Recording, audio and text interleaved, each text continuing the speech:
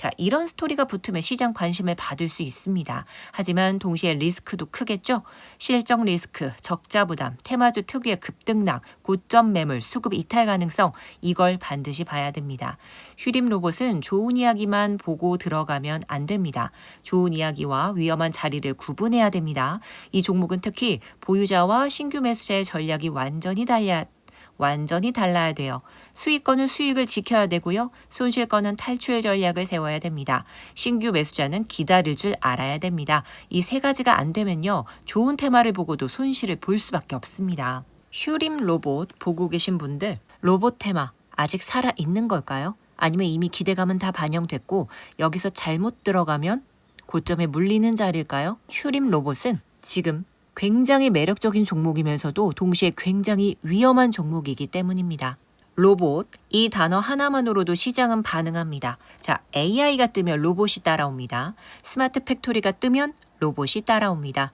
자동화가 뜨면 로봇이 따라오겠죠. 자, 인건비 부담이 커지면 로봇이 따라옵니다. 휴머노이드 이야기가 나오면 또 로봇이 따라옵니다.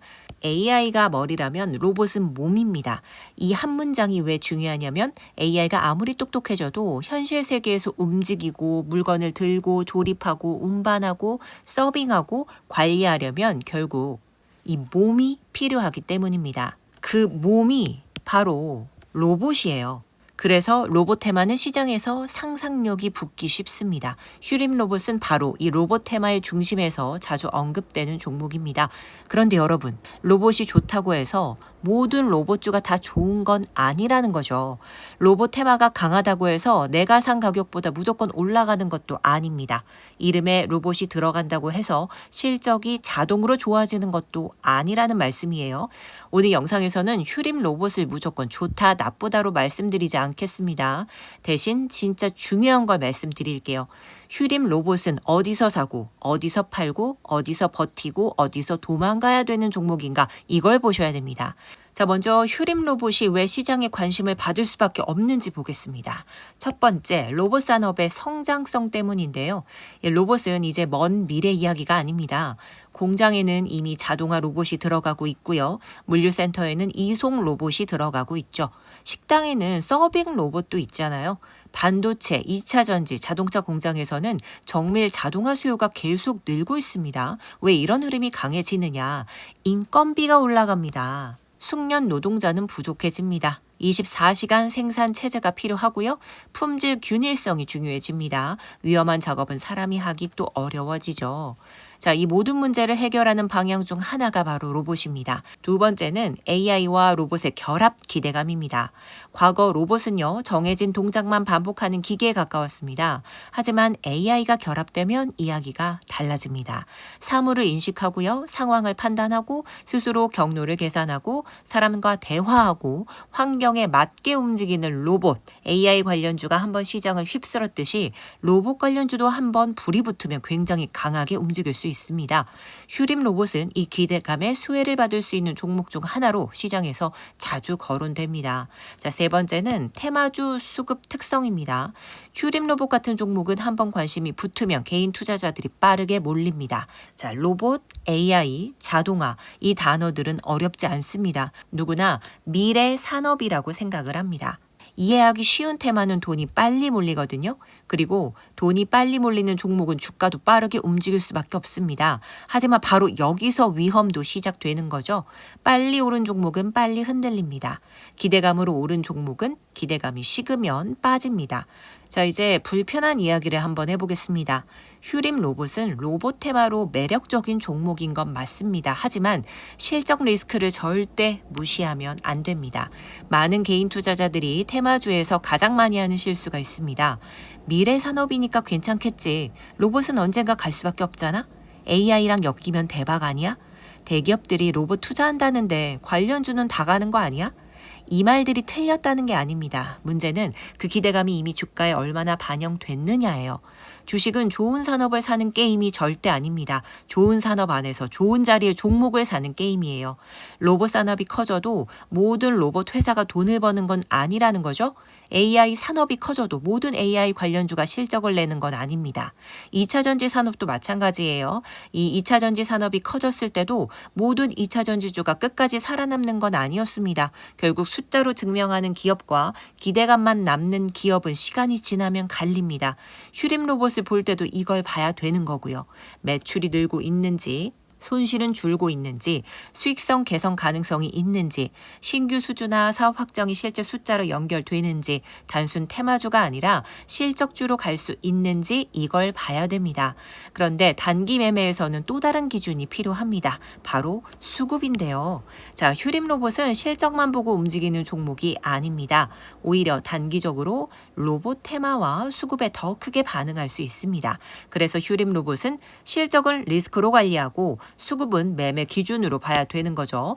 자, 이 두 가지를 분리해야 됩니다. 실적이 아직 완벽하지 않아도 테마가 강하면 오를 수 있습니다. 하지만 테마가 꺾이면 실적 리스크가 갑자기 부각되면서 빠질 수 있습니다. 이게 휴림 로봇의 가장 큰 특징이에요.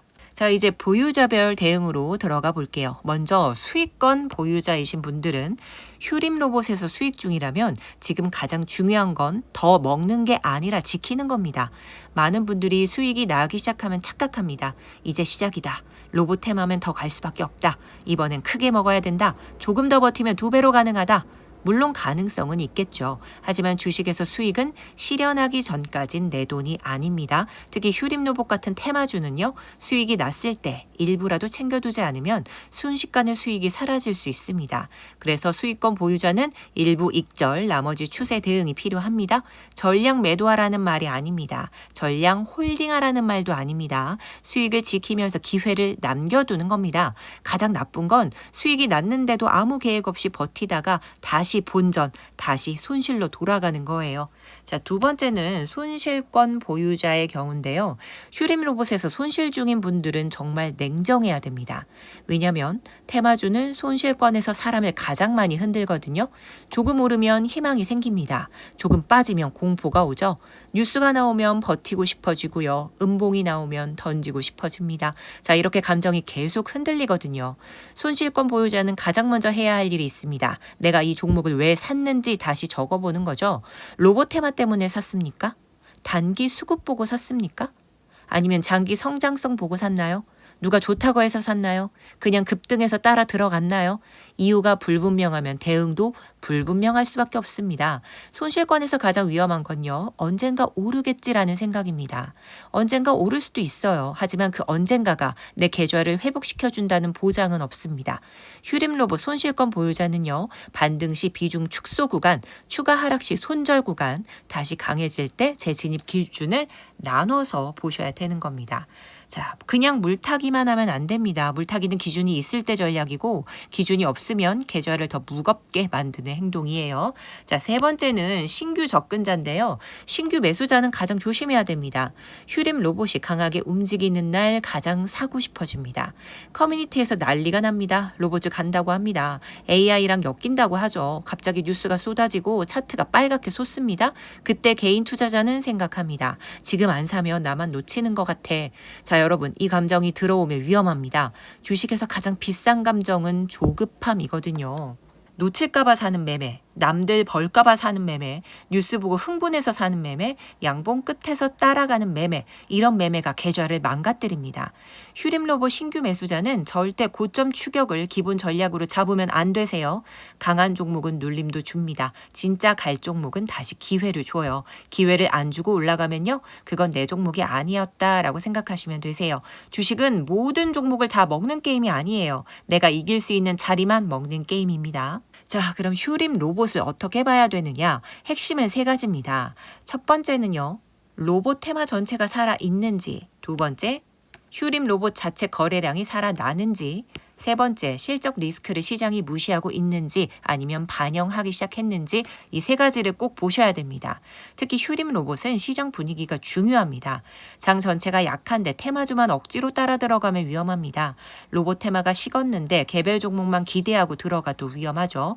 반대로 로봇 테마 전체가 다시 살아나고 거래량이 붙고 강한 가격대를 회복한다면 그때는 단기 기회가 다시 나올 수 있습니다. 하지만 그때도 원칙은 하나죠. 몰빵 금지. 고점 추격 금지, 손절 기준 없는 매수 금지. 자, 휴림 로봇은 희망으로 사는 종목이 절대 아닙니다. 휴림 로봇은 기준으로 대응해야 되는 종목이에요. 자, 이제 오늘의 핵심 정리해 드릴게요. 휴림 로봇은 로봇 테마의 중심에 있는 종목입니다. AI와 로봇의 결합, 스마트 팩토리, 자동화, 휴머노이드 기대감. 자, 이제 가장 중요한 말씀 드릴게요. 지금 휴림 로봇 보유 중이신 분들 지금 그냥 버티고 계시나요? 아니면 기준을 가지고 대응하고 계시나요? 로봇은 미래니까 괜찮겠지. 언젠가 한 번은 다시 가겠지? 뉴스 하나만 나오면 올라가겠지. 자, 이런 생각으로 들고 계신다면 정말 위험합니다. 미래가 좋은 것과 내 평단까지 다시 오는 건 다른 문제거든요. 자, 테마가 강한 것과 내가 수익을 내는 것도 다른 문제입니다. 휴림 로봇은 지금부터 더더욱 기준이 필요합니다. 내 평단 기준으로 버틸 자리인지, 내 비중 기준으로 줄여야 되는지, 수익권이면 어디서 일부 익절해야 되는지, 손실권이면 어디서 탈출 전략을 세워야 되는지, 신규 진입이면 지금 들어가도 되는지 아니면 기다려야 되는지 이걸 아셔야 돼요. 자, 그래서 여러분들은 혼자 대응하시면은 또 흔들리시기 쉽거든요. 도움을 받아보셔야 됩니다. 자, 그래서 지금 화면에 번호 하나 띄워드렸죠. 010-5885-4863번으로 문자에 휴림이라고 적어서 남겨주세요. 자, 휴림 로봇 손실권에서 버티고 계신 분, 수익권인데 익절 타이밍을 모르겠는 분, 신규 진입을 고민하시는 분, 모든 분들 다 도움을 받아보실 수 있습니다. 자, 이 문자를 남겨주시는 분들 안에서 제가 여러분 평단 기준으로, 비중 기준으로, 계좌 상황 기준으로 지금 이 종목을 버틸지, 줄일지, 기다릴지, 대응할지 그 기준을 잡아드릴게요. 단순히 그냥 좋은 종목이다, 나쁜 종목이다 이런 말만 드리려고 하는 게 아닙니다. 자, 여러분, 주식에서 가장 무서운 건 하락이 아닙니다. 기준이 없는 하락이에요. 기준이 있으면 하락도 대응할 수 있습니다. 기준이 없다면 작은 흔들림에도 금방 무너지겠죠? 휴림 로봇 테마 좋습니다. 하지만 테마만 믿으면 절대 안 됩니다. 자, 휴림 로봇, 로봇주입니다. 하지만 로봇이라는 이름만 믿고 매수하면 안 돼요.